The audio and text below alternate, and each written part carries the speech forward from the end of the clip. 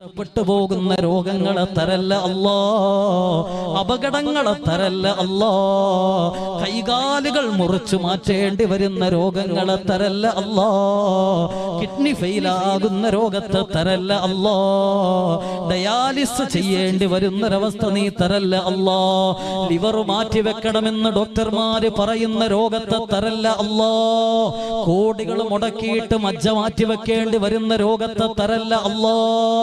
അല്ലാഹുവേ, ശരീരത്തിന്റെ ഞരമ്പിന് ക്ഷതം സംഭവിച്ച് കിടപ്പ് രോഗികളായിട്ട് മാറുന്ന അവസ്ഥ ഞങ്ങൾക്കാർക്കും നീ വരുത്തല്ലേ അല്ലാ.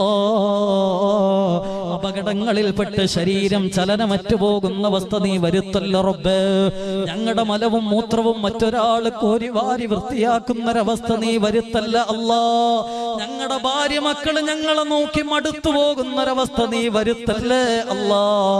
ഇയാളൊന്ന് മരിച്ചു പോയിരുന്നെങ്കിലെന്ന് ശപിക്കുന്നൊരവസ്ഥ നീ വരുത്തല്ല റബ്ബേ. അല്ലാഹുവേ, ഭൂമിയിൽ നീ ഞങ്ങളെ ഒരാൾക്കും ഭാരമാക്കല്ല അല്ലാ. ഭൂമിയിൽ നീ ഞങ്ങളെ ഒരാൾക്കും ഭാരമാക്കല്ല അല്ലാ. മരിക്കുന്ന ദിവസവും നെറ്റിത്തടം ഭൂമിയിൽ മുട്ടിച്ച് സുജൂദ് ചെയ്യാനുള്ള തോക്കത്തും സ്വലാഹിയത്തും കുവ്വത്തും ആരോഗ്യവും നീ ഞങ്ങൾക്ക് നൽകണേ അല്ലാ.